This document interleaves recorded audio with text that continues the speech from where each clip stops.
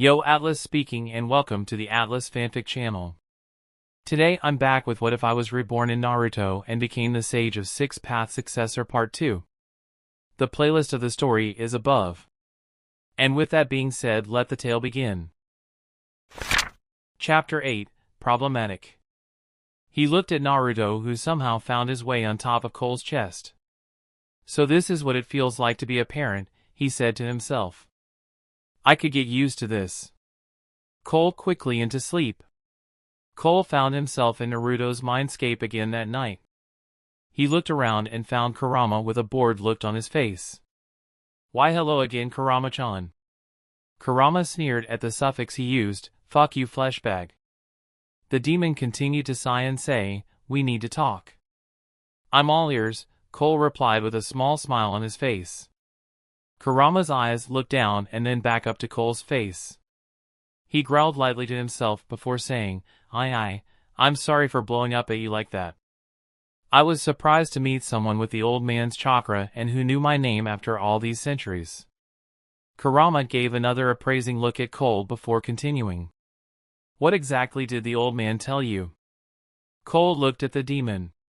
He wasn't able to miss the hint of sadness in his eyes. He told me to lead. Kurama took a second to mull over the meaning of the simple statement. He looked at Cole and thought for a long moment. He let out an apprehensive sigh and closed his eyes. Then I will follow, if only to help the old man. Now, be out of my sight.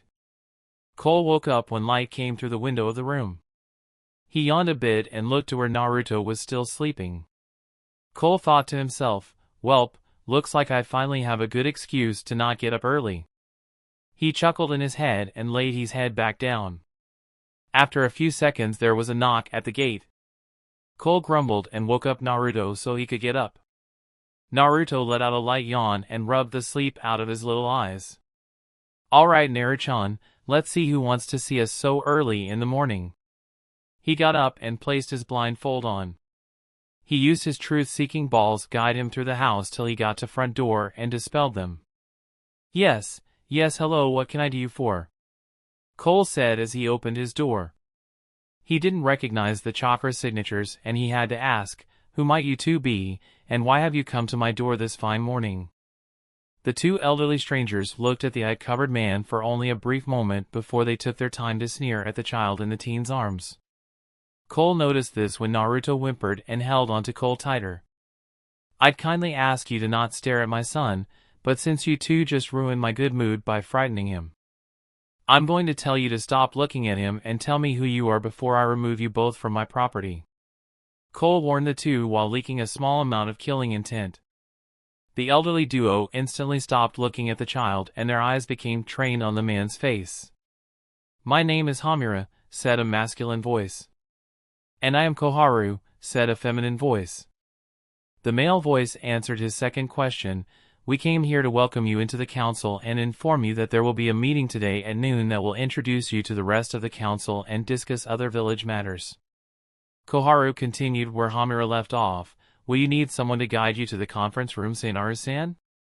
Cole took his time to memorize their chakra signatures, knowing that they will need to be watched almost as much as Danzo needed to be. After a brief pause Cole replied, no, I actually have a meeting with Hokage-sama before the meeting and I will just G with him to the chamber. Hamura and Koharu looked at each other, not knowing Cole could see every one of their movements. Hamura said, alright then, it has been intriguing meeting you. But we must be going now. We will see you then, Saint-Arusan. With that before Cole could respond they turned and left. Cole just sighed and looked down to the now more relaxed Naruto and said, how about some breakfast? Naruto smiled and spouted happy gibberish to his guardian. Haha, okay. Breakfast time. After they were finished with their food Cole changed and got Naruto ready for the trip to see Hiruzen. On his way out of his estate he caught a glimpse of a shadow pull back into an ally. I might need to put those barriers up. Cole thought to himself. He had been reading about simple Fuinjutsu barriers the night before.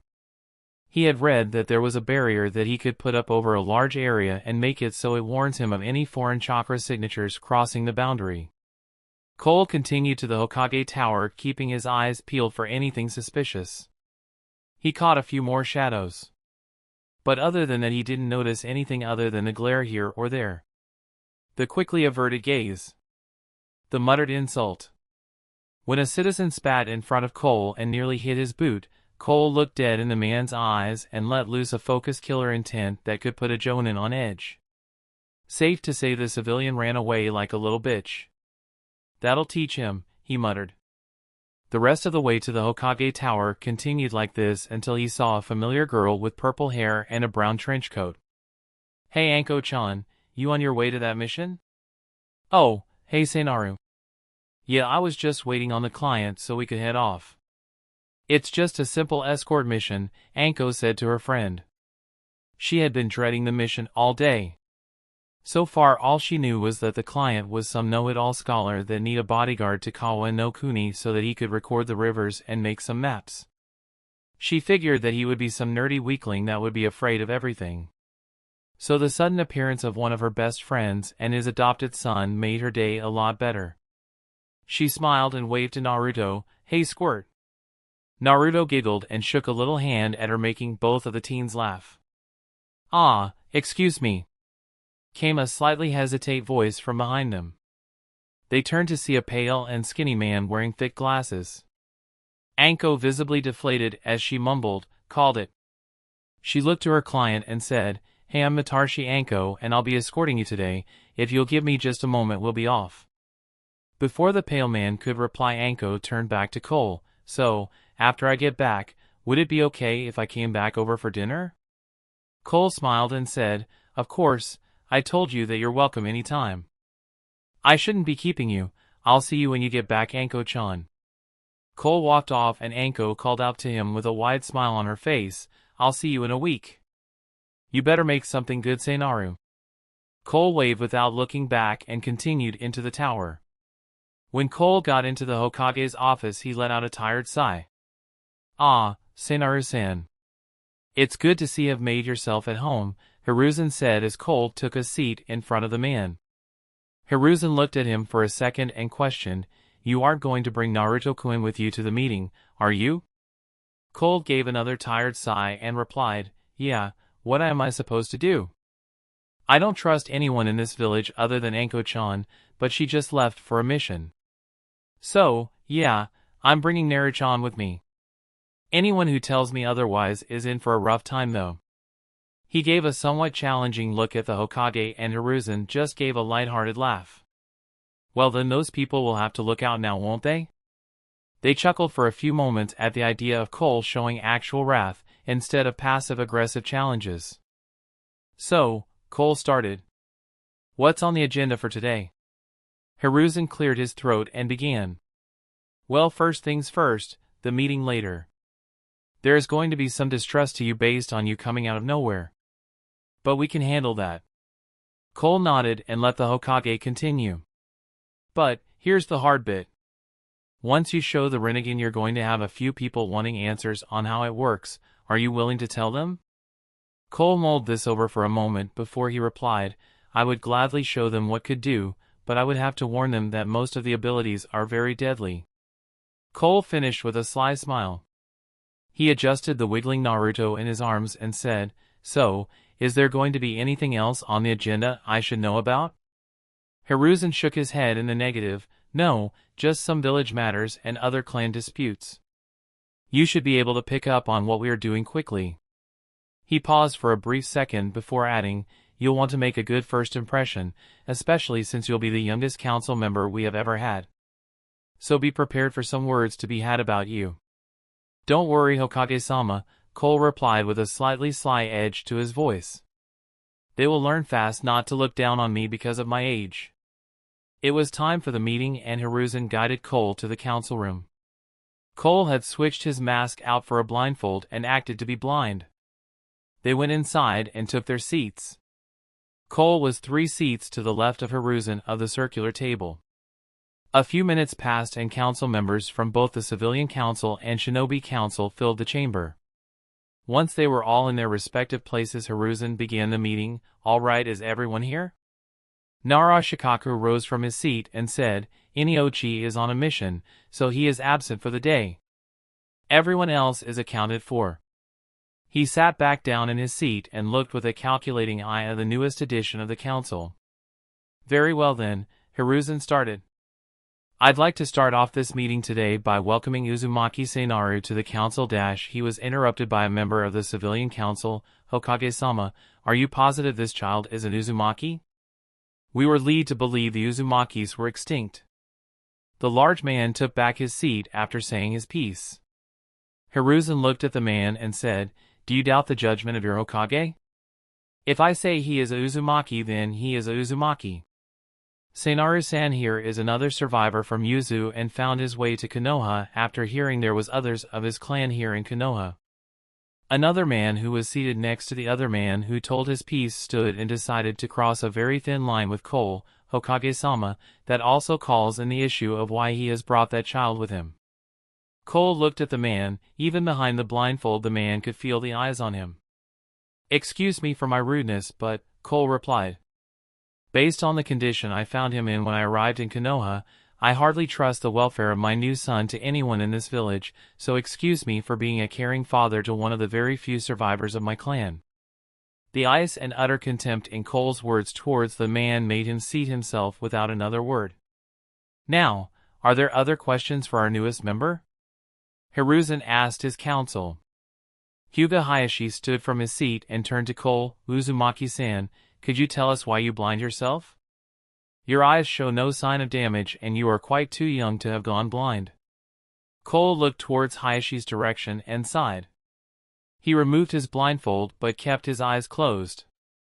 Well, Hyuga-san, I am very protective of my eyes. Cole finished and opened his eyes, startling Hayashi with the odd design. Cole stood and began to explain his eyes. I am a bearer of the ultimate Dijitsu, the Rinnegan. If any of you have any questions to ask, then please, ask. Instantly Uchiha Fugaku stood from his seat and said, Really? The ultimate Dijitsu?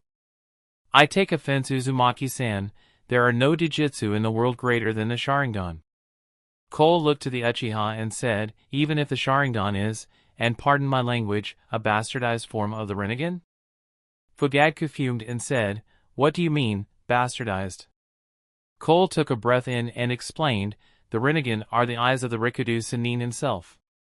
The Sharingan were born from the sage's son, Indra. The eyes held half of the formula to the Rinnegan. The Byakugan is also a child of the Rinnegan.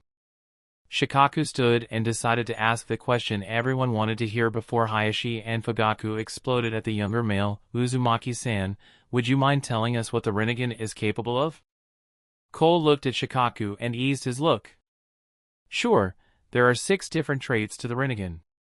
They are also known as paths. Here I will give an example of one of the paths called the Ashura path, Cole said as a black chakra receding rod formed in his hand. What we have here is the Ashura path's creation of all things. With this path, I can form anything I wish with my imagination. I would show the rest of my abilities, but they would be very destructive and dangerous around the civilians of the council. Cole sat back down and shifted the nervous Naruto in his arms. Naruto was not having a good time. He was in a room filled with strangers and many of their eyes were like the other one he saw. A mixture of hate and fear. The infant didn't like the looks and buried his face into Cole's chest and began to whimper. Cole noticed the child's discomfort and rubbed his hand on the child's back and held him lightly, saying, Shush, little one, I know there are a lot of scary people. But don't worry, I'm here. He continued to rub the infant's back until he calmed down. Cole let a warm smile come to his face as the other council members looked at his display. He thought to himself, don't worry, Naruto-chan. Someday no one will ever look at you like this again. And until that day I'll be here for you. Chapter 9, Council's Decision. Cole let a warm smile come to his face as the other council members looked at his display. He thought to himself, don't worry, Naruto-chan. Someday no one will ever look at you like this again. And until that day I'll be here for you. Hiruzen cleared his throat and looked at each member of his council. Now, if there are no more questions, I'd like to see a show of hands that are against the addition of Seinaru-san. Fugaku rose his hand and sneered at Cole. Cole just kept a calm expression as a few members of the civilian council began to raise their hands out of spite for Naruto. Well then, Hiruzen said as he took count of the vote. Looks like only a quarter of the council is against this, so the motion carries. Welcome to the council, Seinaru-san. Cole nodded his head to the Hokage in response. Alright then, on to our next topic, Hiruzen said, changing the topic. As we know, the Chunin exams are coming up in Kumo. So we are going to hold a Tokubetsu Jonin exam to replace the Jonin senseis that will be in Kumo. Does anyone have any recommendations? Some names were thrown out like Shiranui Genma and Ebisu. Cole got a sudden thought and smiled. I recommend Mitarashi Anko for the position of Tokubetsu Jonin. This raised a lot more complaint than Cole thought it would. You can't possibly insist on letting that snake whore advance any further in our ranks? One civilian said. Another questioned his sanity, while another rather large man called into question his age and why he even has a say in this matter since he wasn't a shinobi. That's enough. Hiruzen fumed. I'll take this into consideration, Seinaru-san. As for you on this council who do not know yet, the only reason Uzumaki Seinaru is not a Jonin is because he has only just joined the village. Hiruzen gave a glare to the man who questioned Cole. Fugaku took this chance to make a statement. In that case, why don't we test Uzumaki-san and see if he is worthy of being a shinobi of Konoha? This got many nods from civilian and shinobi council members alike. Hiruzen let out a tired sigh and looked over to Cole. Cole shrugged his shoulders and said, I do not mind showing off a bit. He then let a sly smile appear on his face and looked over to Fugaku. How I test myself against you, Uchiha-san? Fugaku looked slightly surprised by the nonchalant challenge he was receiving. Until he was able to find his resolve and smiled right back at Cole. I would be honored to face you, Uzumaki-san. Hiruzen let out a loud sigh and said, Fine. We will settle this matter at once. We will meet at Training Ground 33 in 1 hour. This meeting is dismissed. With that, many of the council members stood and made their way to where Training Ground 33 was located. The only ones remaining in the chamber were Hiruzen, Cole, and Shikaku. Are you sure you want to challenge the Uchiha, Uzumaki-san?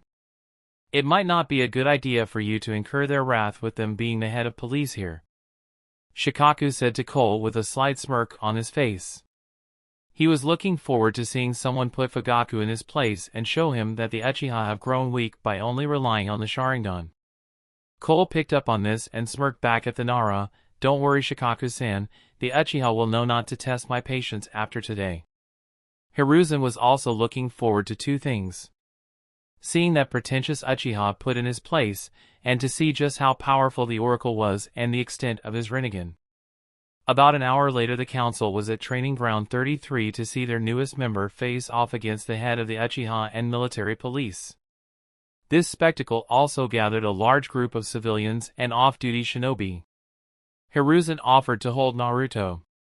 Naruto protested for a few seconds but decided to trust the old man once he saw the warm smile he was giving him. Cole turned to his opponent and said, Let's make this quick, shall we? I need to put Naruchan down for a nap. Fugaku frowned at him and got into a stance.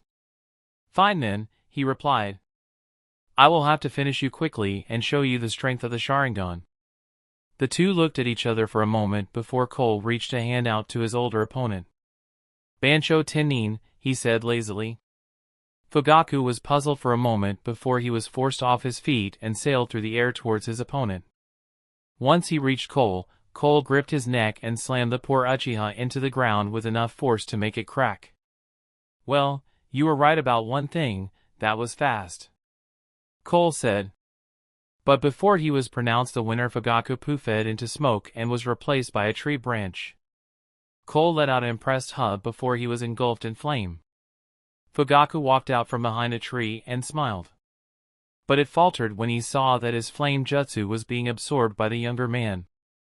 I have to admit, I'm impressed you escaped my grasp, Cole said with a hint of amusement in his voice. Fugaku growled before he lunged at Cole with a kunai in one hand and his tanto in another. Cole dodged the first couple of strikes before he blocked with a tanto he formed out of thin air. He then countered Fugaku's swing with a kick to the man's chest. Fugaku slid back a few meters but kept his feet. He activated his Sharingan and charged his opponent with a look of fury on his face. He thought, how dare some child harm him? He was determined to put the child in his place, but paled as Cole reached out his hand again. Shinra Tensei. Fugaku was thrown back into a tree and he coughed in pain from the impact.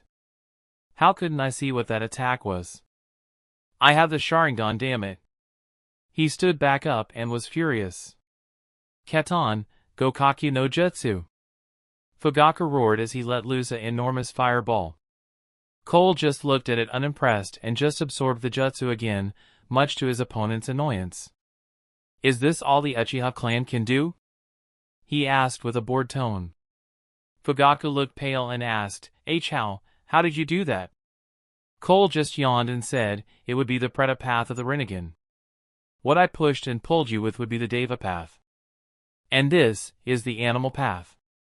Cole went through the needed hand signs and slammed his hand into the ground, Kuchios no Jutsu. From the resulting cloud of smoke came a loud roar.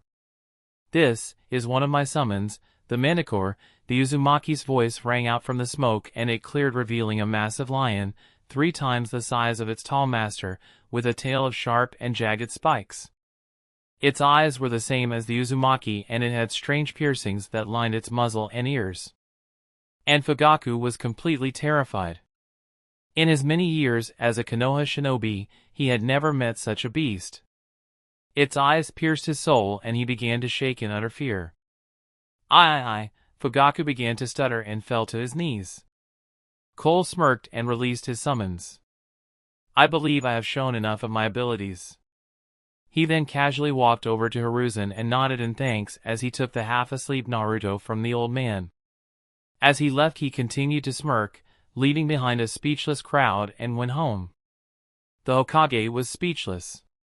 He knew that the Oracle would defeat the Uchiha, but he did not expect such a one-sided fight. And his summons. The professor of shinobi had never even heard of the creature.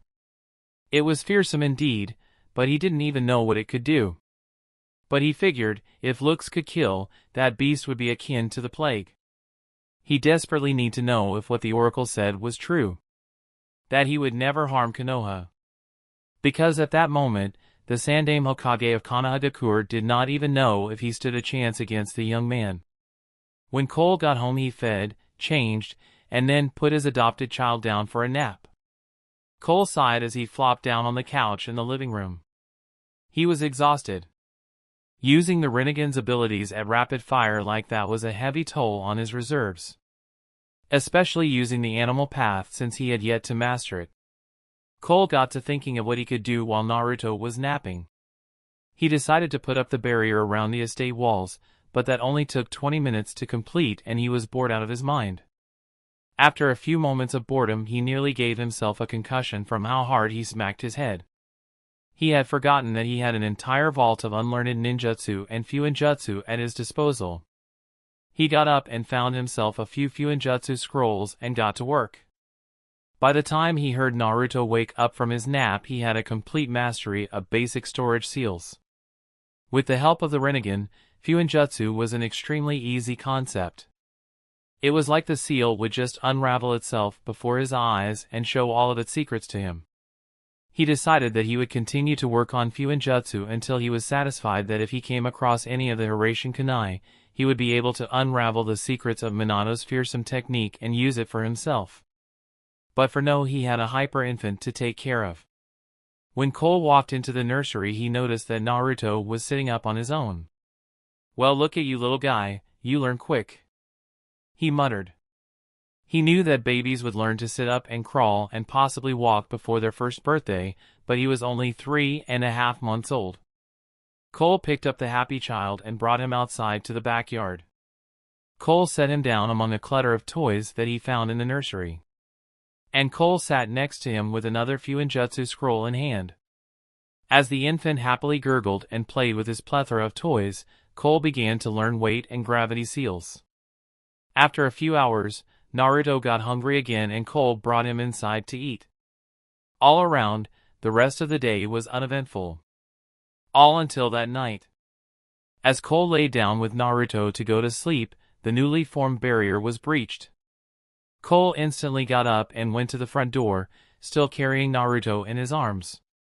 When he looked outside, he couldn't believe what he was seeing. There were well over a dozen civilians in his yard, all armed with knives or bats, a few even hand torches. Cole looked at them at first with disbelief, and then with a cold and unrelenting rage. "So, would you mind telling me what this little mob is all about before I just get you all on the presumption you mean harm to me and my son?" What looked to be the leader of the mob walked a few feet forward and yelled angrily at him, "We don't want you. Just give us the demon.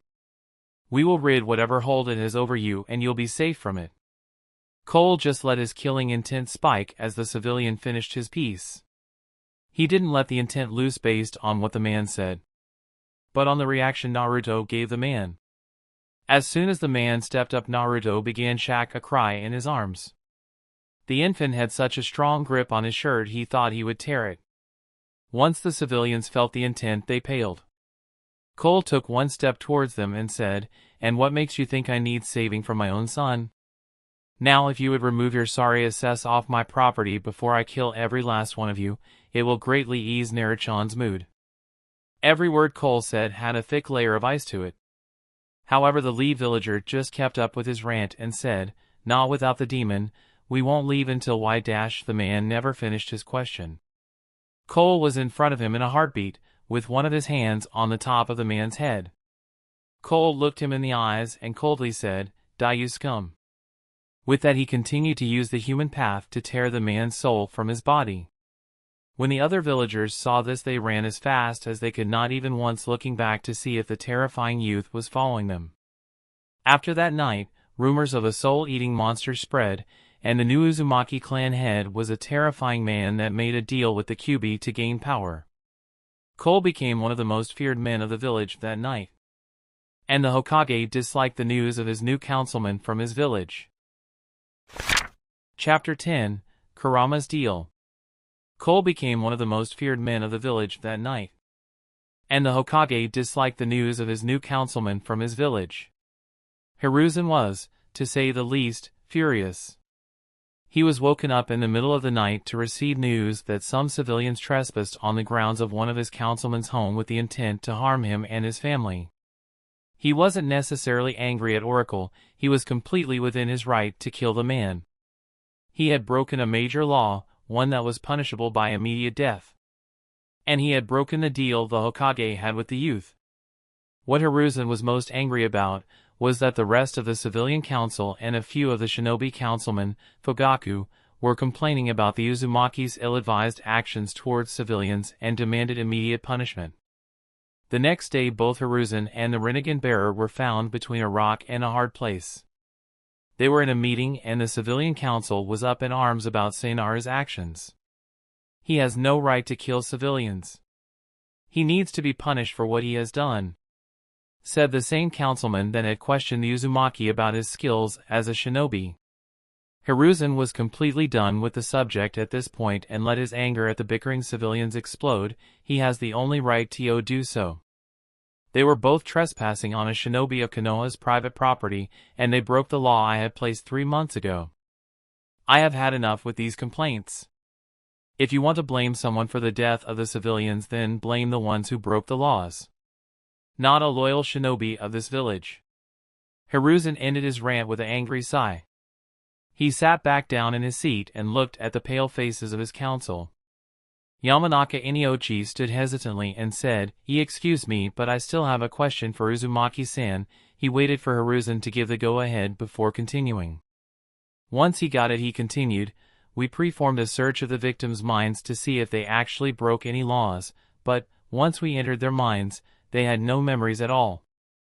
My question is, Uzumaki-san, what exactly did you do to them?" Cole took into consideration of Iniochi's question and explained, "I used the human path of the Rinnegan. It allows me to search the memories of anyone I place my hand on the head of, but, after I finish reading through the memories, both the target's soul and memories are extracted from the body. The council was silent at his explanation. The man had literally ripped the souls out of a dozen civilians. Fugaku was about to rise and demand that he be punished since they didn't have any proof that the victims broke any laws, but Hiruzen pinned him to his seat with a fearsome glare. Under new evidence, Naruto-san, I am going to have to punish you. This got a slight nod of acknowledgement from Cole. Hiruzen continued to dole out his punishment. I sentence you to 3 months of house arrest. You are to not leave your property unless there is a meeting, or you have my express permission. And even then you will have an umbu escort of 3 agents. You will also house another agent in your home at all times until the term is over. This meeting is dismissed, Naruto-san, if you will stay here so I can gather the agents to watch over you. Cole made his way home, entourage in tow.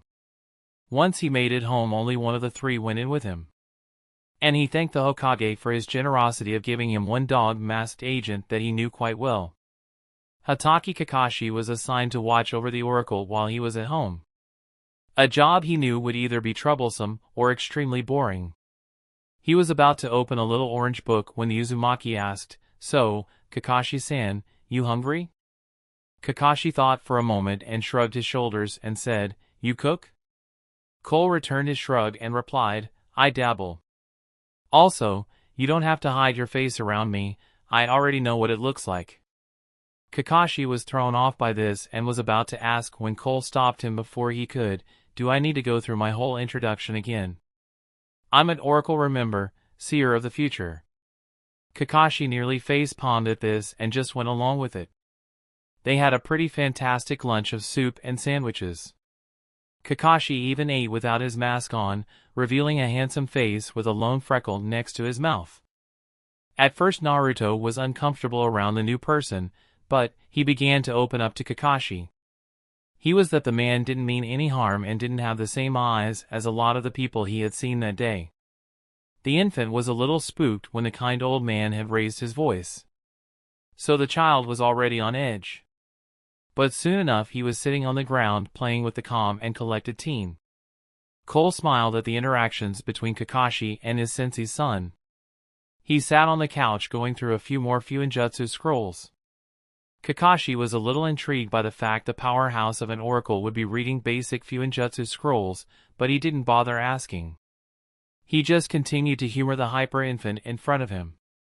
As Naruto gurgled and laughed on the floor, there was a knock at the door. Cole got up to answer and found a rather exhausted Anko at his front door. "Oh, hey Anko, I wasn't expecting you back from your mission for a few days. Come on in, I'd like to hear all about it." Cole invited her in and she gladly accepted. But once she saw Kakashi playing with Naruto she was completely confused. Why is there an umbu captain playing with your son?" Cole hesitated for a moment before shakily saying, "I am kinda under house arrest for 3 months. This did not get a good reaction. "What the hell did you do, you idiot?" Kakashi's quiet hello was drowned out by Anko's rage. He put his hands over the infant's ears so it didn't have to suffer from Anko's screams. Cole shakily laughed as he explained the events of the last few days. Anko was surprised by the part of him recommending her to be a Tokubetsu Jonin, but she was even more surprised by the fact he beat the Uchiha clan head in a completely one-sided fashion. "Wow, that's kinda hard to believe, but you did beat those root agents, so I guess it's possible. But why are you under house arrest?" "Well," Cole explained. "That night some civilians tried to attack the estate. And I killed all but one of them, effectively making the civilian council enraged and terrified by the fact I ripped their souls out." That caused Anko and Kakashi's eyes to widen. "You did what?" they questioned in perfect harmony. "I used the human path of the Rinnegan. It lets me rip the souls out of the living and take their memories." They continued to question him until he said he needed to get dinner ready. After they had some food he saw Anko out and started to go back inside when someone else showed up at his door. "Hey, there Uzumaki-sama," Tanzo the blacksmith said as he stood in front of Cole's gate with Tintin in his arms. Cole smiled and let the man in. "How have you been, Tanzo-san?" he asked. "Oh, I've been great. That sword I bought from you sold for double of what I gave you, by the way. So I'm all for that little deal of ours. And I also finished the sheath for you, sword, he said as he pulled out a sealing scroll and handed it to Cole. Cole invited the man in and they sat on the couch. So, this is the little Uzumaki everyone talks about. He doesn't seem all that dangerous to me, Tanzo said as he let Tintin down to play with Naruto under Kakashi's supervision. So, house arrest, that's rough, my friend. Cole just shook his head and said, it could have been a lot worse, but hey. So about our deal, if you come by tomorrow I can have some more swords ready for sale, as well as some other pieces of equipment. Tanzo laughed and said, then I'll see you tomorrow then. They continued to talk about unimportant things until it got late and the children needed to be put down for sleep. When Tanzo left, Cole picked Naruto up and got him ready for bed. Looks like someone made a few friends today. He got a happy yawn from the boy. Once they were ready, he wished Kakashi a good night and head off to bed. Hello again, Kurama-san, Cole said as he awoke in Naruto's mindscape. What, no Chan this time? Kurama asked, a little annoyed. Well, even I could see that you were annoyed by that, Cole said. So, what can I do you for? Kurama leaned his head towards the youth and let out a sigh. I want to make a deal with you. Cole tilted his head in curiosity. I'm listening? I want you to be my container, not this brat, Kurama said. Cole just let out a sigh. Sorry, Kurama, but I can't do that. First, it would kill him. And second, he is the one who is destined to hold you, not me. He is the child of prophecy. Don't worry, Kurama-san, in due time, you'll learn to love this kid. Kurama growled loudly. How could I love something? All I know is hate. I am hate. I understand you're standing on the human race, Kurama-san, Cole said. I'm not asking you to get rid of your hate, it's what makes you you. But, there is nothing wrong with learning to love. No one is one or the other. Everything is formed by the combination of love and hate. Just try to let this work, trust me, as someone who knows how this all plays out. At the end of all of this, you finally find happiness. Kurama just sighed and accepted his fate. Fine, but I do want one thing, a promise from you. I want you to promise to try and find the rest of my kin. We shouldn't be separated while there is a Rikudo Sannin in the world. Cole smiled at the demon. I can hold up to that promise. But, in return, when the time comes, I want you to help Naruto. I'm not telling you to give him power for free, I want him to earn it. But, just, don't shoot the kid down. Deal? Deal. And with that, the deal was struck. And Cole drifted back into sleep. Chapter 11, Hyuga. Cole smiled at the demon. I can hold up to that promise. But, in return, when the time comes, I want you to help Naruto. I'm not telling you to give him power for free, I want him to earn it. But, just, don't shoot the kid down. Deal? Deal. And with that, the deal was struck. And Cole drifted back into sleep. Over the last 3 years, things began to change for Naruto and his adoptive father. Naruto learned to walk and talk. And walk and talk he did. The kid became an almost infinite ball of questions and energy. He was always running around the estate and trying to get his father to teach him how to walk on walls. Cole, thinking that when the kid finally learned the wall walking and water walking techniques, he would have an even harder life ahead. Cole hadn't changed much. He grew about an inch taller, hit a solid 6 feet 3 inches, and had the beginnings of a beard forming. He was also a recognized Fuinjutsu specialist in the village. He upgraded the barrier around the estate to where anyone without his permission were physically unable to enter. He also found a way to master the animal path and had about 5 summons ready to use. He also came a very long way with his Kenjutsu, Taijutsu, and Ninjutsu skills. However, he still had difficulty with Jinjutsu. Anko still came over whenever she had the chance. She loved every moment she would spend with the young adult and his son. She was also given the promotion to Tokubetsu Jonin. she had a blast in the interrogation corp. She also found it hilarious to be a proctor for the Chunin exams. Getting to torture little hopefuls for her amusement was like a dream come true. And Tanzo, well, with the money he was getting from selling the Uzumaki's weapons, he was able to expand his shop and hire some employees. The weapons were called Oracle brand blades, and they were very popular among the shinobi of the village. Tintin and Naruto also became the best of friends. But some things never change. The civilians still had a major fear of Naruto and still held contempt for Cole. The night of the killings was called the Kyuubi's Soul Harvest by most of the villagers. But there were other issues that needed to be focused on. One surrounding a certain treaty between the Hyuga and Kumogakure. In council room, Hiruzen was annoyed. Not for the usual reasons surrounding a certain Uzumaki and the public opinion of him, no. He was annoyed by the delegates from Kumo. They were arrogant and downright rude with the civilian councilmen and some of the lower clan heads. The usual pain in his neck was surprisingly quiet though. Oracle just kept a calculating look at the foreigners. Hiruzen even noticed a glare or two coming from the usually impassive man. And this disturbed him greatly. This probably meant that something was up. Cole just listened to every word the four ninja were spouting from their mouths. God! These guys are annoying. I need this meeting to end so I can warn the Hyuga before they sign this treaty tonight. Cole thought to himself. About another hour passed before the ninja finally turned to Cole and took a look at his eyes. They were obviously intrigued and asked many questions. Cole just brushed them off with either insignificant answers or questions of his own.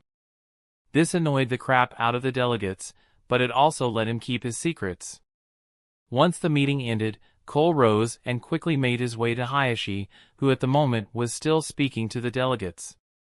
Once he got to him, he pretended to lose his footing and bumped into the Hyuga. I am so sorry, Hayashi-san, I just lost my footing there, these tiles must be uneven or something. I'll see you at the next meeting, Cole said as he quickly bowed and left the room. What only Hayashi and Cole knew was from this little transaction, Cole slipped a note into Hayashi's kimono. Hayashi was instantly intrigued by the fact the youth did this, but he already had an idea of what it was about. He didn't miss the looks the Uzumaki was giving the foreigners. Him being a Hyuga and a master of reading emotions instantly knew the man held a strong distrust for their guests. Once he left the room, he looked at the note. Hayashi-san. If you didn't already know, I don't trust these men. Be very wary of them at your meeting. And I'll leave you with one warning. Whatever happens, do not kill any of them. Take them alive at all costs. They are planning something. Keep your eyes open. The Oracle. Hayashi instantly knew the youth was telling the truth. The usually unreadable man was openly giving him facial warnings as well as written ones. But what he didn't know is why he A. told him not to kill them, and B. why he finished by calling himself the Oracle. He decided to worry about one issue at a time. Tonight, he would focus on the treacherous ninjas from Kumo. That night Hayashi met with one of the Kumo delegates. They talked for what seemed like hours, and Hayashi was still wary of what the man could be planning.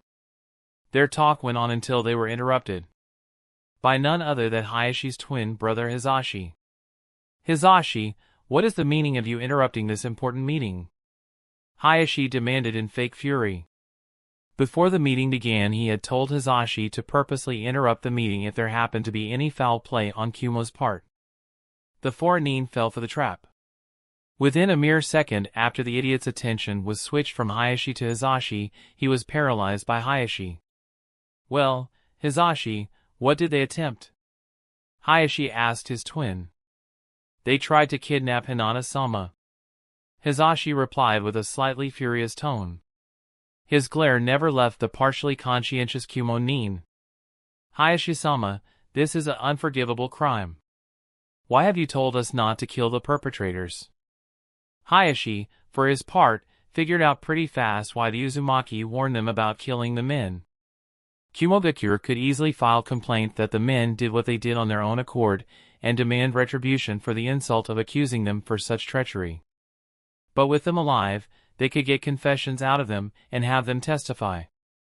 Because, brother, it is the smart move. We can use them to further incriminate Kumo and get even better satisfaction from them, Hayashi explained. Hisashi instantly recognized the logic to this claim and reconsidered his earlier statement. That is most wise, Hayashi-sama. Hayashi simply nodded at his brother's reply. He was still offset by the fact that his own twin never called him brother ever since he became clan head 4 years ago. Hisashi still had a distaste for the main branch ever since the caged bird seal was applied to him the day of his brother's ascent.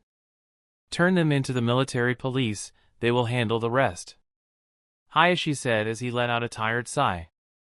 Hayashi didn't know it, but he had a little guardian angel watching over him that night.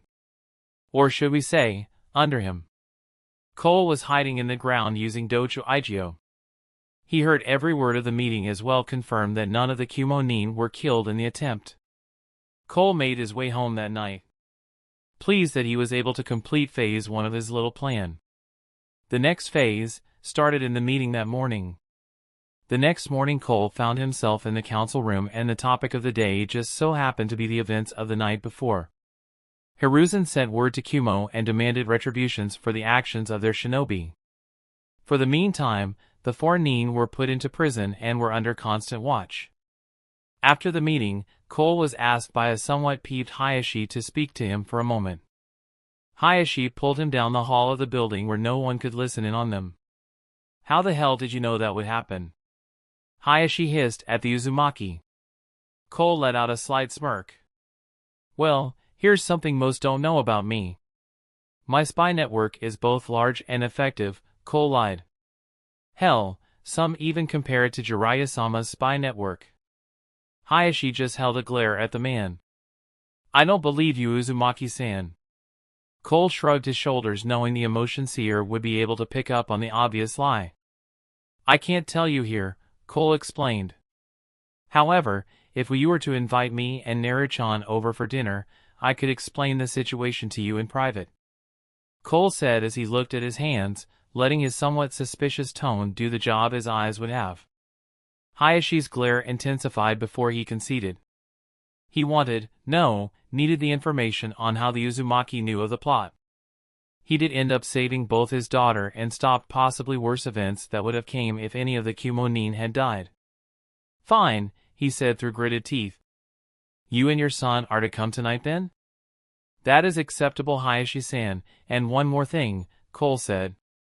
Now he looked a little embarrassed and scratched the back of his head as he turned and walked away. I apologize now for whatever Naruto may do. He is a ball of hyperactivity and a bottomless pit of questions. With that he left the Hyuga standing there and made his way home to prepare for that night. Ah, Tusan. Do we have to go get new clothes now? Naruto whined. He hated shopping for clothes. He couldn't stand standing in one place for too long in general. Cole let out a dry laugh.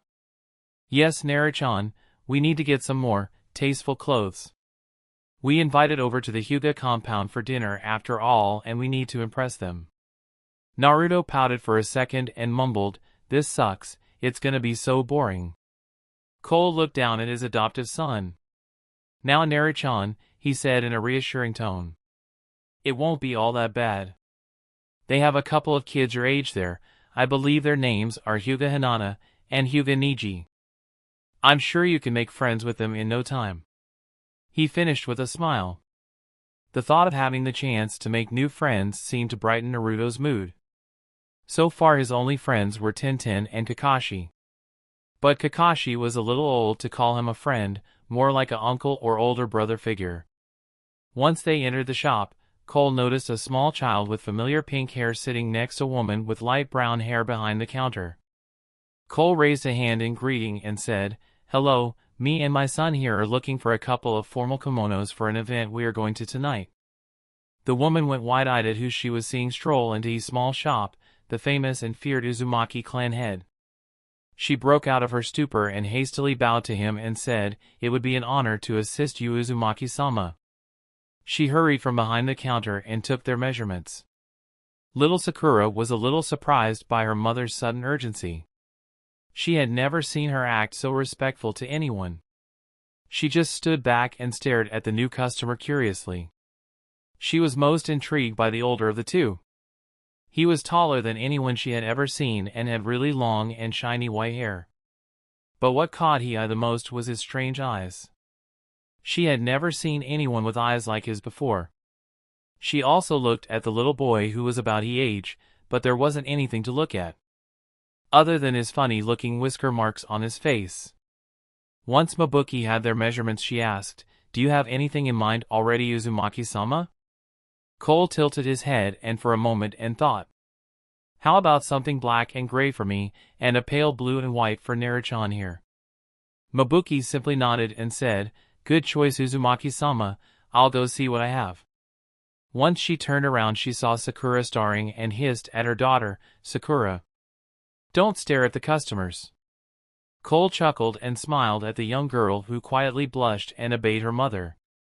After a couple of hours, the father and son duo had a new set of kimonos and were on their way home to change and prepare for the dinner. Cole and his son stood before the gates to the Hyuga compound.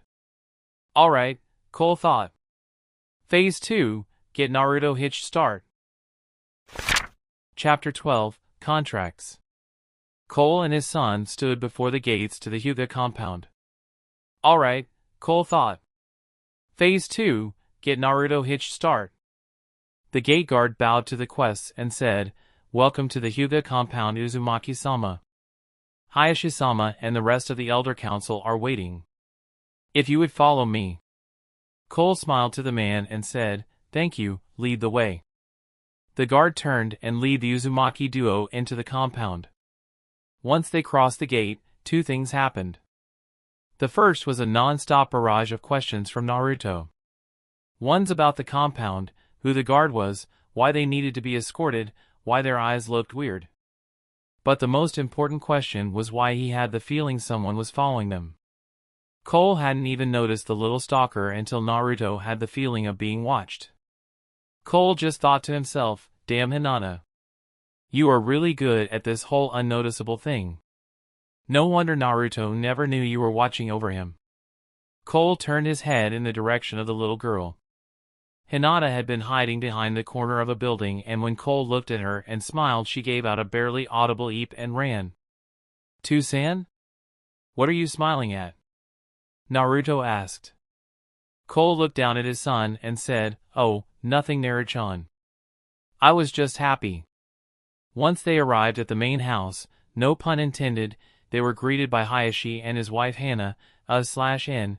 Hanabi hasn't been born yet, so Hana is still alive. "Welcome, Seinaru-san, Naruto-kun, to the Hyuga compound. I am pleased to see you are on time and well dressed," Hayashi said. Hana gave him a curious look and said, "What else would they be? They are a noble clan such as our own. I wouldn't expect anything less." Cole chuckled and Naruto looked somewhat confused. The little boy looked between the two Hyugas and was about to ask why they thought they wouldn't be on time. But before he could ask, a small flicker of movement came from behind Hana which caught his eye. He tilted his head to look behind the woman but still couldn't see what was behind her. Hana noticed the little boy trying to look behind her and felt someone holding her kimono. She smiled and turned to the little girl hiding behind her. "Come on, Hinata-chan, why don't you say hi?" Hinata let out a slight eep and looked down to her twiddling fingers. She only looked up to steal glances at the two males. She did a deep bow and introduced herself, "Hello, and my name is Hinata." Hayashi instantly looked annoyed and reprimanded his daughter, "Hinata, introduce yourself properly." Cole saw Hinata's sad look and tried to console her before she would start to cry. But surprisingly, a little blonde beat him to the punch. "Don't worry about it, Hinata-chan," Naruto said in consoling tone. He glanced at Hayashi before he continued, "My name is Uzumaki Naruto. And this is my Ota-san." Cole just had a look of slight surprise on his face at what his little 3-year-old did. "Damn son," inner Cole thought. "Slick moves." Hayashi was a little more shocked, but for different reasons. When Naruto tried to support Hinata, he noticed that his daughter instantly stopped from crying, and B, had a blush that no 3-year-old should have. He thought to himself that he would have to watch the Uzumaki child. No one would just come in and swoop up his little girl without going through him first. Naruto and Hinata hit it off pretty well once Hinata opened up a little more to him. They talked all through dinner, much to Cole and Hana's amusement, and very much to Hiyase's annoyance. Hayashi wasn't able to ask a single question he had for the Uzumaki with their children in the room. He looked to the elders and could tell they were thinking the same thing. He was about to do something about it when Naruto asked a question to his father, "Hey, Two-san. Can me and Hinata-chan go outside and play?" Cole smirked and responded to his son, "I don't know, why don't you ask Hayashi-san and Hana-san?" The 3-year-old turned to the two older Hyugas and released something akin to AS class Kenjutsu, the twin puppy dog eyes of doom. Hayashi and Hana nearly needed to shield their eyes from the children in an attempt to not turn into mushy parents that let their kids do whatever they wanted. After a brief second, Hayashi said, while still trying not to look them in the eyes, "Yes, you may." The two instantly bolted out the door into the courtyard. Hana looked very happy with the development. "I have never seen Hinata this open with anyone other than myself," she said in happy disbelief.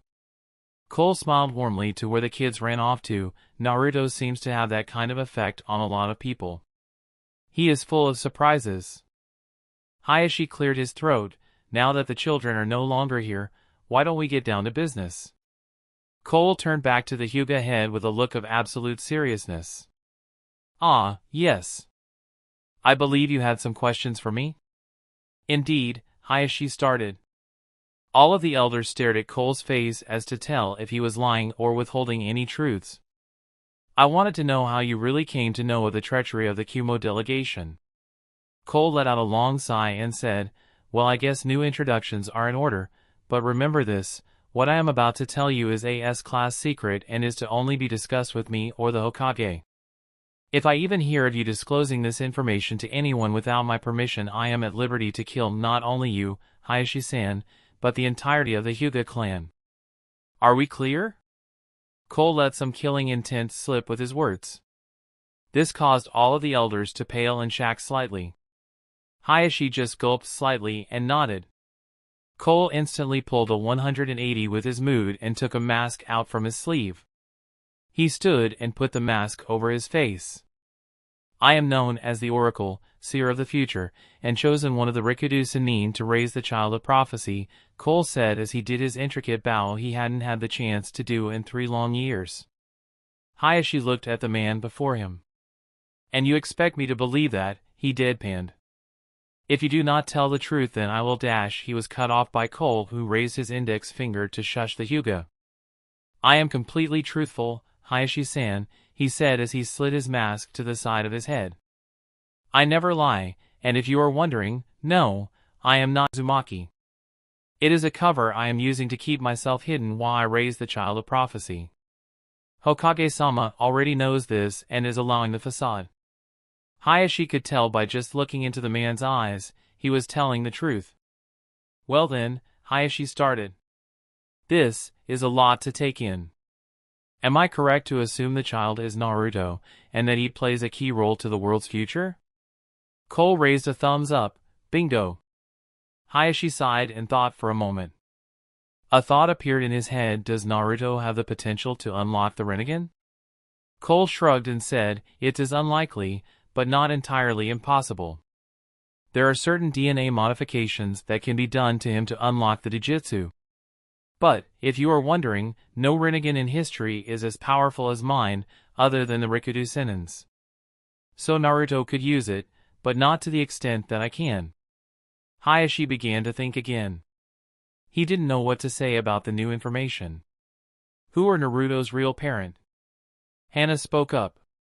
Cole looked over to her, a little happy that she at least wanted to know something about Naruto, and not just if he could unlock the Rinnegan. "I am not at liberty to say. You would have to ask the Hokage for that information, but it really shouldn't be that hard to guess when you piece together who the only Uzumaki in the village was and who he looks almost exactly like. The Hyugas only need that much to put 2 and 2 together." Hana began to stutter. "Why you, mean Kushi-chan and. Cole stopped her before she could go on. S-class secrets don't get said out loud without permission. Hana nodded vigorously and Hayashi looked somewhat pale. Not only was the child the heir to the Uzumaki clan, but also heir to the Namikaze clan, and the proverbial chosen one, and the son to the Yondaime Hokage. The child was basically the closest thing a ninja could get to being a prince. Cole looked at all of the shocked Hyugas in the room and thought it would be the perfect time to pop his little question. Also, Hayashi-san, Hana-san, if you would entertain an idea of mine, and I know it is a little old-fashioned, but hear me out here. I would like to have a marriage contract between Naruto and Hinata. Chapter 13, Relationships. Cole looked at all of the shocked Hyugas in the room and thought it would be the perfect time to pop his little question. Also, Hayashi-san, Hana-san, if you would entertain an idea of mine, and I know it is a little old-fashioned, but hear me out here. I would like to have a marriage contract between Naruto and Hinata. Once the words left Cole's mouth, the Hyugas froze, just looking past him. It was like they were caught in a jinjutsu. They all just had a completely blank look on their faces with their mouths slightly agape. The first to break from their complete shock was Hayashi. What was that? There is no way you are taking my little girl. Why out a dash Hayashi's rage was halted when he noticed that he was being held back by most of the council and his wife. Cole was also brandishing a kunai and taking a defensive stance. Hayashi's face grew a blush that could give Hinata a run for her money. He coughed and said, sorry about that, just instinct. Cole sheepishly put the kunai back and mumbled, no. I get it. Cole let Hayashi simmer down a bit before he continued his statement. Well, you see, Hayashi-san, there's actually a lot both Naruto and your clan can gain from this. First of all, it would help Naruto repopulate his clan and give him more connections in the village. Hayashi let out a low growl and glared at Cole. Cole quickly got to the point of what the Hyuga clan could gain from this. And, the fact that Naruto is the heir to not one, but two clan fortunes, the child of prophecy, and has an extremely high chance of becoming Hokage, this would benefit the Hyuga immensely. Just think of it, a Hyuga being married to the Hokage. The Hyuga clan would be getting a lot more power and influence with that. As Cole finished, he looked intently at Hayashi's face. For the first time since he met the man, he saw basically the whole spectrum of emotions go through him at once. They waited in silence for a long period of time. Hayashi finally broke the silence by stating the obvious, if Hinata marries outside of the clan, then I don't have an heir. Cole smirked and looked at Hana. That's not necessarily true. Congratulations, Hana-san, it's a baby girl. Everyone gasped and looked at her with Byakugan ablaze. He's right, there is a child, but how'd you know it was a girl? One of the elders asked. Cole just shrugged and said, let's just say it is a very, very accurate gut feeling. They all looked between each other for a few moments. After a brief moment of awkward silence, Hayashi said, well, Oracle-san, if you have no more to say, then yes, I will agree to the contract. Cole looked at the elders and could almost see the gears turning in their heads to how they could reap all of the benefits from this. Cole got slightly irritated and said, actually, Hayashi-san, I have two more things to say. First, Hinata and Naruto must decide this on their own. They have the power to choose whether they marry or not. And second, and most importantly, if I see any evidence of the caged bird seal on Hinata, I will personally remove it and forcibly apply it to all of the elders and you, Hayashi-san. Do I make myself clear? Hayashi could feel the threat in his words. What he said, he meant. And he would do it too. Agreed, Hayashi said after a slight gulp after the thought of someone placing the horrid seal on himself. This got a slight shout from the elders, but one look from Cole was all they needed to be shut up. It about another hour to work out the agreement and to sign the papers. Cole was led outside by Hayashi to retrieve Naruto. But to both of their surprise, the two had fallen asleep and were leaning against a tree in the yard with their heads touching together. Cole let a warm smile creep across his face. He was going to miss the days where Naruto was his little child, and not the full-blown ninja badass adult he'd be by the time he graduates the academy. The two fathers wordlessly picked up their respective children and went their separate ways. When Cole got home, he put Naruto in his bed and was about to go to his own when he noticed his son woke up and was rubbing his eyes. Are we home?" he asked tiredly. Cole laughed a little and asked, "Did you have fun with Hinata?" When he said Hinata, Naruto woke up a bit more and nodded his head. Hina-chan is really nice. She showed me how to press flowers. Can we make a garden? I really like flowers." Naruto was instantly back to his infinite questions. Cole sighed slightly and said, "Yes, Naru-chan, we can make a garden. Would you like to play with Hinata again?" This got an extremely positive response from Naruto. Cole promised that they would visit them again in a couple more days and put Naruto back down to sleep. Anko was waiting nervously at the front gate. She didn't know what to do or say. She had some pointers from Kurenai, but had lost all her confidence when she got to the front door. Flashback. Anko was sitting in her favorite dango stand having dinner when Kurenai noticed her. "Hey Anko! How have you been?" Anko looked at her friend and waved. She was a little sad that she couldn't be at Seinaru's house for dinner, but he had a political dinner with the Hyuga. "Hey Kure-chan. I'm fine, how about you?"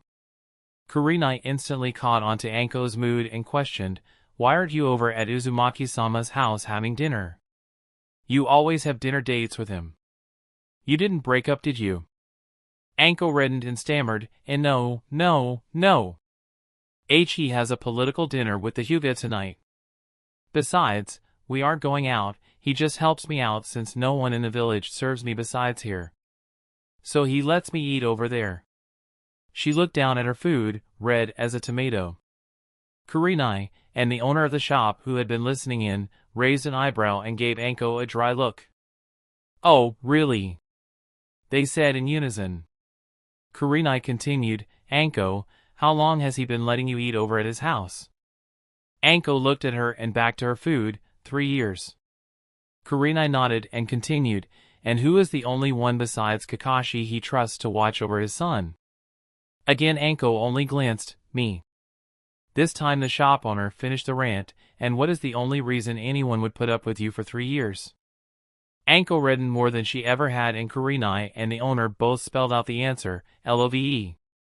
End of flashback. After a slight motivational boost from Kurenai and the dango shop owner, Anko hurried back to Seinaru's house and was about to knock when she lost her nerve. She was about to leave when Seinaru opened the door. "Anko-chan? Why are you waiting out here? Come on inside, it's cold out." But Anko didn't budge. She looked down at her feet, as Seinaru-kun, "I have a question for you. You have been putting up with me for 3 years, you have opened your home to me, and you even give me some hints of the future when you don't let anyone else know. Do you love me?" Faster than even Anko could react, Cole reached over and tilted her chin up and bent down to her. He pressed his lips to hers. Anko was shocked, she didn't know what to do. She couldn't do anything. She was too happy. She just stood and kissed back. The kiss lasted for a good minute before Cole pulled back. "Does that answer your question?" Anko just pulled him back in. Chapter 14, Academy. Seinaru-kun, I have a question for you. You have been putting up with me for 3 years, you have opened your home to me, and you even give me some hints of the future when you don't let anyone else know. Do you love me? Faster than even Anko could react, Cole reached over and tilted her chin up and bent down to her. He pressed his lips to hers. Anko was shocked, she didn't know what to do. She couldn't do anything. She was too happy. She just stood and kissed back. The kiss lasted for a good minute before Cole pulled back. "Does that answer your question?" Anko just pulled him back in. 5 years passed surprisingly quick for the little makeshift family. Cole felt like it had been just yesterday that he started his relationship with Anko. And they'd been together for 5 years now and were planning their wedding, which was going to be held in about a month. He was feeling a mixture of happiness, excitement, fear, and nausea. But the thing that made him look back the most was how much his little Naruto had grown and matured. He was half expecting the kid to turn out like the original Naruto did, but was happily surprised. Sure, he was still hyper as hell, but with someone to watch over him he wasn't the obnoxious prankster that was dumber than rocks. Cole patted himself on the back for that one. Once Naruto became 7, he started his personal training with the young Jinchuriki. The very first jutsu he made sure Naruto learned was the cage punch-in. With that under the kid's belt, training would be one of the easiest things to work Naruto through due to the fact that he could use hundreds of clones to work different things at once. The hardest thing for Cole to get Naruto through was his relationship with Hinata. Sure, the two were best friends and basically joined at the hip. But Cole was also trying to get a 7-year-old, stubborn and thick-headed as hell, Naruto to begin to think of Hinata as something more. Of course he knew he was 7 and those kind of feelings wouldn't set in until 10 or 12, but it was always good to get at least a small puppy love crush going early. Hell, he could tell from a mile away that the innocent little Hugo was already infatuated with the kid. Cole walked out to the training field in the estate compound and let out a small sigh before turning around and saying to Naruto, "All right, Naruto, since tomorrow is your first day of the academy, I'll go a little easier on you today. So first things first, make 50 clones." Naruto, who was intently looking at his father, nodded and said, "Hi, sensei." Cole had been training his son for about a month and insisted, very sternly, that Naruto call him sensei and not Tusan during training. Training time was strictly business time. As Naruto said that he made the all-too-recognizable seal and poof, 50 clones. "Alright guys, split up into groups of 10, so Cole said it, and they did. You," he said as he pointed to a group. "5 of you will start reading on these scrolls on basic ninjutsus while the other 5 will continue to work on mastering what you already know." He pointed to another group and said 2 simple words, chakra control. He continued down the line, basic fuinjutsu in calligraphy, taijutsu research and form practice, and lastly, this group will continue to hone your wind manipulation with the leaf-splitting technique.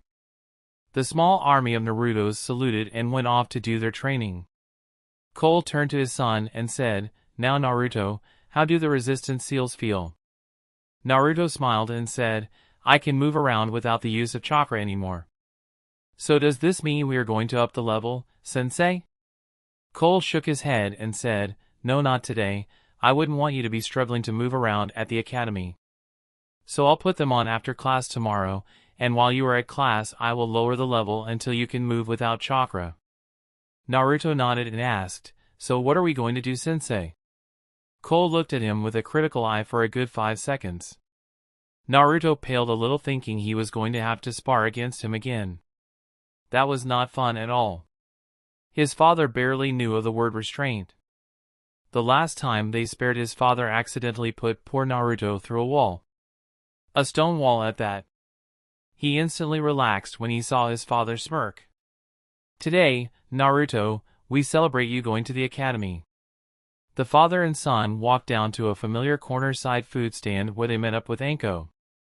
The two lovers greeted each other with a small kiss which caused Naruto to gag slightly. "So Tusan, where are we going?" Cole looked away from Anko and said, "Why, here of course.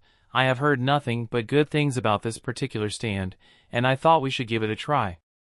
Cole smirked as they walked up to the small stand and entered underneath the small curtains.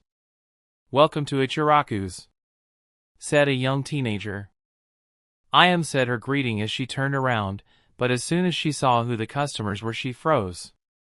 The poor girl had never come face to face with a clan head before and was completely stunned that one would even come to a little ramen stand like theirs. "Yu Uzumaki-sama. How may I help you today?" she said with a furious blush and bowing several times.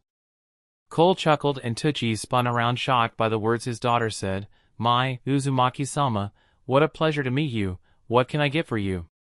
Cole turned to Naruto. "Well, Naruto, what would you like?" Naruto scanned the menu and said, "Can I have the beef ramen, please?" Tucci smiled, recognizing the son of Minato and Kushina right as he saw him. "Of course you can, And for you Uzumaki-sama, Mitarashi-san? They both said they wanted the same as Naruto and waited a few moments for their food. When they got their food, Naruto was in awe. Wow! He breathed. He slowly picked up his chopsticks and picked up a large helping of noodles. As soon as he tasted the noodles, he went silent. A few moments went by before he moaned and said, This is the best thing I've ever tasted. It's even better than your cooking too, San. Cole's sweat dropped and tried his own noodles. He paused for a moment. He looked at Teuchi and could have sworn there was an angled light glow around him. You know, Naruto, I think I agree with you, he said as he dove into his food with as much intensity and vigor as his son. Anko laughed and tried it herself. She would never admit it, but she nearly shed tears from the delicious taste of the holy food. She almost liked it more than Dango, almost. The next day Naruto woke up early. He put on his ninja attire he and his dad went out to get a week ago. He looked much like his adoptive father in the clothing department. He wore black ninja pants and a black short kimono with a black mesh undershirt. He also had on dark orange bandages that covered his forearms and shins, a dark orange belt, and black shinobi sandals. He put a storage scroll on his hip with his lunch and a couple of Fuinjutsu books in it in case he got bored. His father had told him that the academy would just be teaching him things he already knew, but he wasn't allowed to skip, but he could bring something to preoccupy himself. He knew it would be extremely boring, but it wouldn't be all that bad. He would have the chance to make a bunch more friends and best of all, he'd be with Hinata the whole time. After a quick breakfast and saying goodbye to his father and a barely awake Anko, he left the estate and met Hinata outside. The little Hyuga was wearing black pants and a coat that looked 3 sizes too big for her. When she saw Naruto in his new clothes, she smiled and blushed a bit. This Hinata was nowhere near as shy as the original. But she could still be considered socially awkward. Hello Naruto-kun. Are you ready to go? She asked with only a slight stutter. Naruto smiled his trademark smile and said, Morning Hina-chan, yup, I'm ready to go. The two set off hand in hand to the academy. When they got there, a few things happened. Many of the kids who were already in the room stopped talking just to look at the pair of clan heirs that walked into the room. Some whispered to each other about the rumors about the Uzumaki and his father. Some of the girls looked intently at Naruto, but as soon as they saw he was holding hands with Hinata, they redirected their looks to the Uchiha in the room. Naruto and Hinata sat next to a sleeping kid whose hair was strangely similar to a pineapple. Naruto was about to wake the kid up to introduce himself when the door slid open and the instructor walked in. Alright, everyone settle down, Yumino Irika said as he went through roll call for the first day of academy for the new students. Chapter 15, Dobe and Team. Naruto and Hinata sat next to a sleeping kid whose hair was strangely similar to a pineapple. Naruto was about to wake the kid up to introduce himself when the door slid open and the instructor walked in. Alright, everyone settle down, Yumino Irika said as he went through roll call for the first day of academy for the new students. Naruto's mood could be described in a few words: disinterested, spiritless, blasé, and best of all, bored out of his mind. The class was only going through roll call and he felt done. He wanted to just open his Fuinjutsu book, but decided to do that after he was called, which would be last based on where his name was alphabetically. He waited with a slight tick mark on his forehead as he tried to keep himself from hitting his head on the table out of boredom. Iriko was calling out names and taking stock of the class's attitudes as he did so. He had a slight hobby of trying to pinpoint fangirls when he called names based on the others' reactions. Uchiha Sasuke? He called. He instantly caught what looked like the entire female body of the class either give out a slight squeal or blush and look at the Uchiha. All except on Hyuga girl, who was sitting somewhat close to a certain bored-looking blonde. Irika frowned slightly at the blonde. He knew exactly who he was. While Irika hated the kid for the fox, he decided to remain professional about being his sensei. Uzumaki Naruto? He called as he looked right at the boy. Naruto gave out a muted sigh of relief and rose his hat and said, Here. Irika was about to continue the lesson, when the same blonde proceeded to pull a book out of nowhere, put his feet up on his desk, and begin reading. To say Irika was irked, or somewhat salty about this was an understatement. Several tick marks formed on his head as he gritted his teeth. The other students saw the look their teacher was giving and looked to where he was looking. As soon as they all turned, Irika snapped. Uzumaki! Would you like to enlighten the class on what kind of reading material you think is more important than my lesson? Shikamaru, who had been sleeping till now, woke up with a slight start. He looked around and saw a blonde kid next to him getting yelled at. He mumbled an unheard troublesome and went back to sleep. Naruto, on the other hand, just looked over his book at his teacher. He shrugged his shoulders and lazily replied, Fuinjutsu, Intermediate Level 2. By Namikaze Minato. With that said, he went back to his book, ignoring the daggers Irika was glaring at him. Irika still had a pissed-off look on his face, but was pleased it wasn't some dumb manga or something. He sighed and just continued his lecture by introducing himself and telling the class what they would be going over for the next couple of weeks. He also explained the schedule for the classes and the parameters for becoming a genin and what it meant to be a shinobi. About 3 hours passed and the bell for lunch rang. Naruto let loose a sigh of relief and looked over to Hinata. Wanna eat lunch together, Hina-chan? Hinata blushed slightly and smiled. Of course, Naruto-kun. Shikamaru was just mumbling something about troublesome blondes and troublesome loud teachers not letting him sleep. The two friends sat on the roof of the building eating their lunches and chatting. They were having a pretty good time till Uchiha and his horde of fangirls interrupted them. Move it, Dobe. This is my spot, Uchiha said with a smirk. Usually everyone listened to him due to him being the last Uchiha and being basically a prince to the village. Cole decided that there were some things that needed to stay the same, so the Uchiha massacre plan was eventually carried out on Hiruzen's orders. Even without Danzo, some things needed to happen. But to the Uchiha's utter surprise, the blonde just turned to him and, using a pretty good impression of Kakashi, said, What? Did you say something, team? Sasuke glared at the little prick. He had never been denied anything and he felt a rage well inside of him. While he was brooding over losing the verbal fight, his fangirls were shocked into silence by the blonde brat. Until a particularly low-pick-haired girl screeched at him, Don't call Saki-kun that baka. This time it was Hinata who impersonated the masked Jonin. Sorry, what was that? Sakura turned red with rage, but before she could start screeching again the bell rang. After she turned and stopped off following the brooding King Uchiha, a loud sigh of relief was made by everyone on the roof. It's a good day when your ears are still intact. About another hour later, the academy students found themselves outside for taijutsu orientation and their first sparring lesson. After some easy, for Naruto and Hinata, warm-ups and some laps around the school, Irika gave them a quick rundown on the rules during a spar and started calling names for the first spars. Naruto and Hinata got a little bored seeing the overly sloppy fighting of the kids. Of course, they weren't much compared to a full-fledged genin, but they could at least be coordinated and calculating in their fighting. Hinata was called up to fight Sakura. Sakura was wanting payback for what the other girl had said to her and Sasuke on the roof, and as soon as Irika gave the signal, went straight for the hair. Hinata, however, not being shy enough to freeze up in combat or go easy on someone to not hurt them, just lashed out with her palm and sent the poor Pinkette flying out of the ring unconscious. Everyone was wide-eyed at how easy it was for Hinata to beat Sakura. Everyone save Irika, Naruto, and surprisingly Sasuke.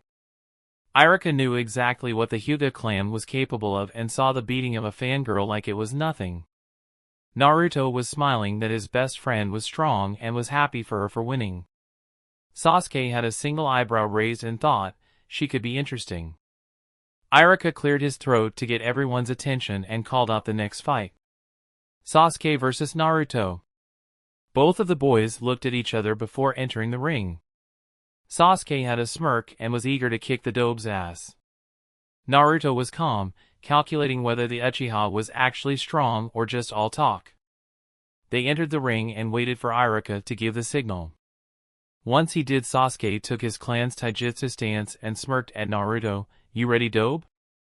Naruto got into a stance.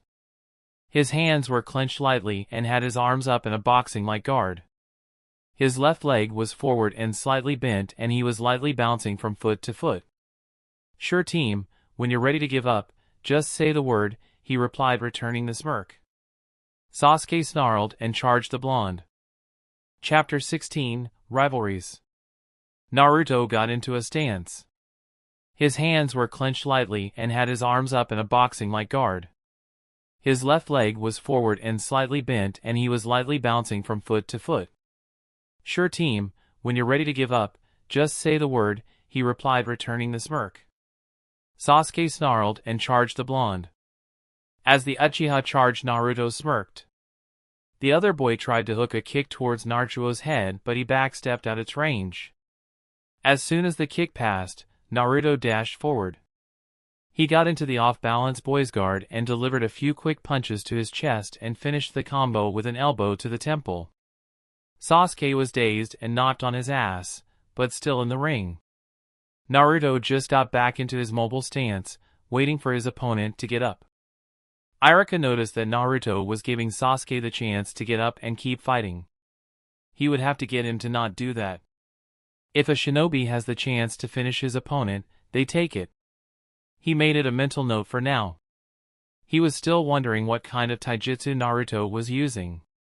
It had quick movements like the Chayata style, but had powerful hits like the strong fist. He didn't have much time to keep pondering what it was because Sasuke finally made it back to his feet. Sasuke was pissed. Who was this idiot? Where'd he come from? All Sasuke ever heard from the Uzumaki clan was that they were near extinct and that the head of the clan was a civilian. He glared at the calm expression Naruto was giving him. "Dobe, why'd you let me get up?" Naruto just shrugged his shoulders and calmly replied, "My dad said you were strong, so I want to see how strong." So far, not very impressed. This made Sasuke charge at him in rage. Punching, kicking, combos. Nothing hit. Naruto just bobbed and weaved around every attack, never taking his eyes off of Sasuke. Naruto finally retaliated when Sasuke threw a punch at his face. Naruto simply moved his head out of the way and used Sasuke's momentum to make his cross-counter even more painful. Sasuke didn't have time to even think of what to do as Naruto's fist collided with his face. He was hit with so much force he felt his nose give way and break. Not only that, but he was launched back and out of the ring, where he skidded across the ground till Iruka was able to catch and stop his movement before he got hurt any further. He checked the student for the damage and noticed the worst of what he had was a broken nose. He looked over to his class and said, "Okay, everyone wait here while I bring Sasuke to the clinic. Naruto, come with me." With that, he picked up the unconscious boy and walked to the clinic with Naruto following behind him. "Naruto," Iruka asked him as they walked back to the other students, "what was that taijutsu style you were using? I haven't seen any quite like it." Naruto smirked and said, "My dad taught it to me. He called it Muay Thai. It uses a lot of strikes from both the Chayata and strong fist styles. But it also makes the use of grapples and elbows and knees." Iruka gave an impressed "huh" to this. "I thought your father was a civilian." He had heard of the rumors about the Uzumaki clan head. He had killed 11 people on night, and the one survivor could have sworn that he took their souls right out of their bodies. But that was 8 years ago, and he highly doubted the man, who has done nothing of the sort since, would be able to do something like that. Naruto nodded. "Yeah, he is." He paused for a second, "but he can be very scary sometimes. He started training me when I was 7. He showed me how to control my chakra and perform some simple jutsu. You wouldn't guess it, but if you have ever seen him train, he is a completely different person. He doesn't know how to hold back. We sparred once and he knocked me through a wall by accident once." Naruto shivered a bit at the thought. He was glad that after that his father thought it would be a bad idea for them to spar until he got better and could keep up a bit more.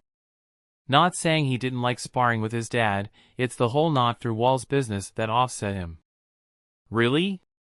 Huh, no wonder Anko likes him so much."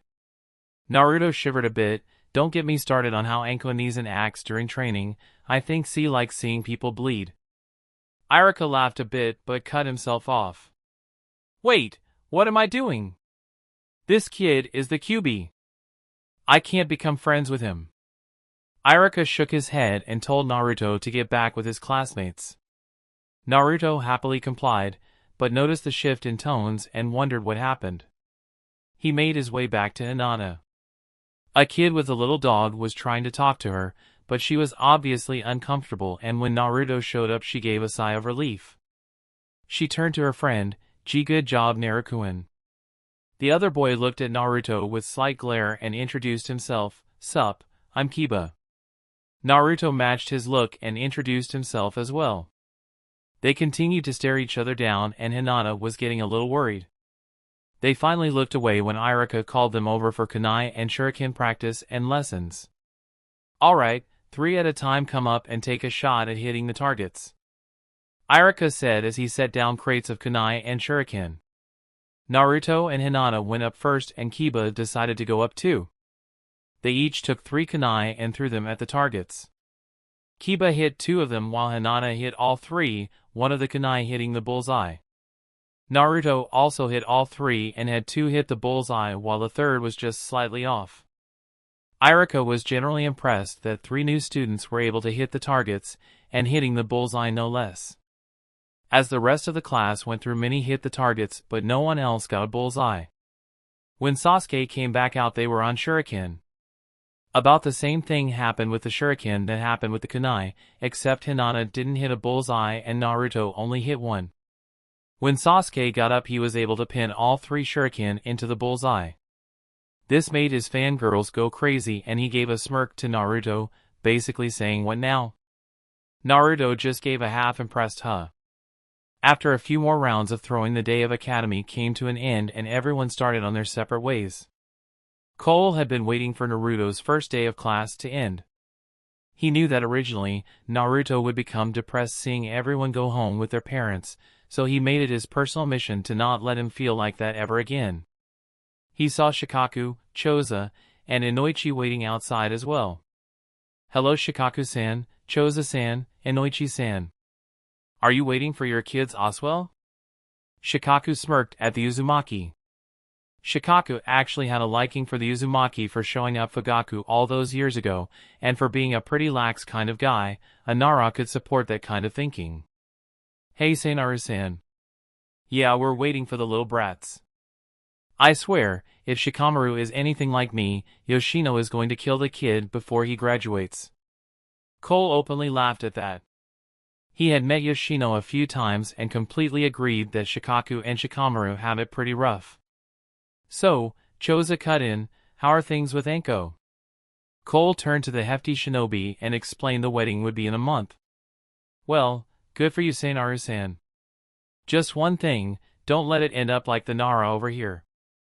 I swear, if anyone else bickered and complained as much as him and his wife, they would have divorced a while ago." Inoichi and Cole laughed and Shikaku looked a little peeved at what his friend said. But before he could come up with a comeback, the so-called brats showed up. "Hey kids, how was the first day of academy?" Cole asked the kids. Choji and Ino looked at the stranger a little confused, wondering who the giant man was. Their question was answered when Naruto ran up and hugged his dad, Hinata following close behind him. "Hey Naruto. How is it? I hope it wasn't too boring." Naruto released him and shook his head no. Hinata was giggling lightly because she knew that Naruto was bored out of his mind most of the day. Naruto started telling Cole how his day went. "So yeah, that Sasuke kid you told me about wasn't all that tough.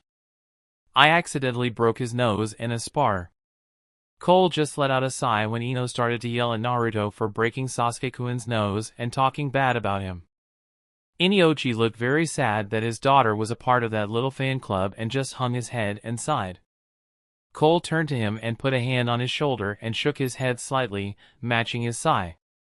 "Hey Hinata," Kiba said as he walked up to the girl. "Mind if I walk you home?" Naruto stiffened a bit and Cole saw that. "Oh, boy. Kiba, you done fucked up." Chapter 17, secrets.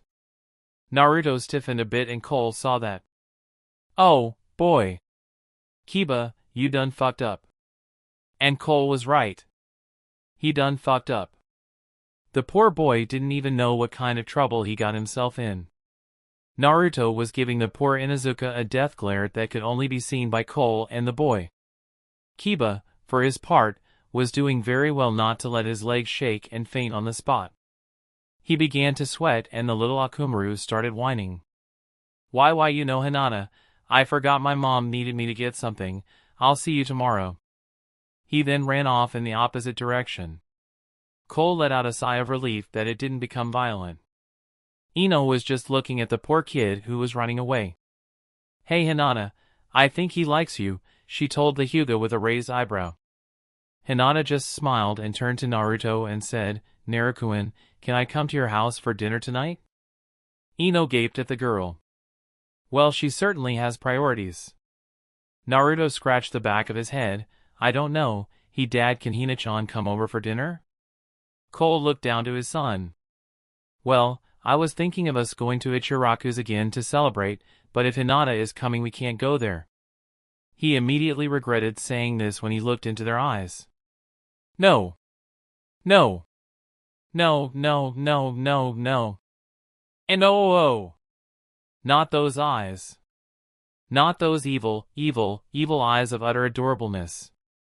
Cole tried to resist. He gave it all of his strength. He eventually fell to the power of the twin puppy dog eyes of doom. Oh, all right.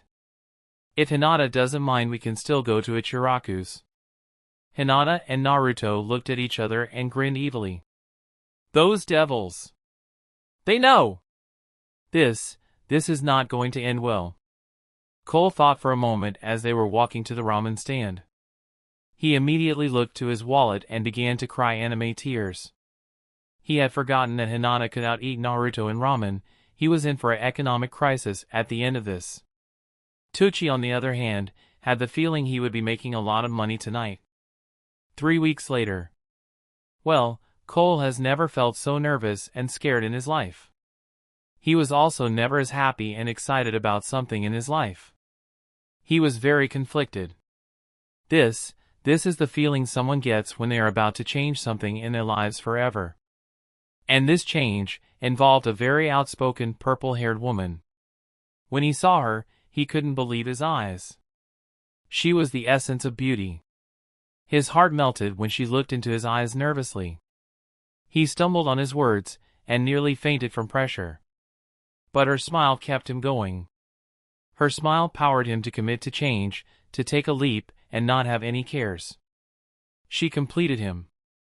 And so, from that day forward, she wouldn't be known as Mitarashi Anko. She was Uzumaki Anko. Wife of Uzumaki Seinaru. Wife of the Oracle. And wife of Cole. 3 years later. Today was the day. Naruto had been waiting for this day for nearly 4 years. Ever since the first day of academy he waited. And now, it was time for the graduation test. He had sat through Irika's classes for so long. Endured his father's training for so long. And fought anyone who got between him and his precious person. Naruto had become very protective of Hinata over the years. He hadn't noticed he was in love, but he would become enraged if people looked at her wrong, treated her without respect, or tried to act superior to her. But today, he wouldn't fight anyone. Today was a day for peace, before the bloody future of being a shinobi. His father didn't sugarcoat the life of a ninja. Naruto knew the risks, and didn't treat the life as a job, but as a duty. He was also dead tired due to the fact that he asked his father to spar the day before and had his ass royally handed to him on a silver platter. It took Irika 3 tries to get his attention. Naruto! He finally yelled. Naruto snapped awake and went down to perform the necessary jutsu. First was Kawarimi. Aced it. Next was Henge. Not a single flaw. And when Irika asked him to make a clone, he made 30 to prove a point. Okay, Naruto, no need to show off. You pass. Naruto just smiled happily before he walked back to his seat and planted his face in his desk and fell back asleep. When you looked from far away, it almost looked like there were two Naras in the class for a moment. Damn demon, looks like I'm going to have to steal the scroll myself, Mizuki thought as he glared at the blonde. Mizuki was racing through the forest thinking to himself that he was home free. Orochimaru was going to love his new present. However, before he got too far he was forced off his feet and flew into a tree. Once he recovered he noticed a giant of a man with a dwarf of a kid standing in front of him. Looks like we found the thief. I am surprised that one of Naruto's teachers was the traitorous type, Cole said in mock surprise. Mizuki just glared at him before he looked at Naruto. A smile formed on his face. Well, since I'm going to die anyway, Naruto, do you want to know a secret? Mizuki asked. All he got in return was a glare from the boy. His father was indifferent. Well, I'm going to tell you anyways. 12 years ago when the Kyuubi attacked, the Yondaime didn't defeat the beast, no, it was too strong even for him. So he sealed it away. Into a snot-nosed blonde brat. That's right, you little bitch. You are the Kyuubi no Yoko. Naruto looked absolutely stunned. He was not expecting this in the slightest. Was this why the villagers looked at him like he had the plague when they walked through the village? Was this why he didn't have any friends besides Hinata and Tenten? Mizuki's smile only widened when he started up again, and the best part is, Cole's face paled. He only wanted Mizuki to reveal the fox to Naruto like before, not this. Not like this. This motherfucker ain't even your real father. You killed your parents when you were born, you little piece of dash. Mizuki's words were cut short when his head was separated from his body by the Teki no Hocho. Cole looked at his son with worry in his eyes. Naruto had tears in his eyes and was staring at his father in fear. Is it true, I am the Kyuubi no Yoko? I'm adopted. That's the end of this tale for now. Like and subscribe for a part 3 and comment your thoughts below. Check out my other stories here, and with that being said, have a great day and peace.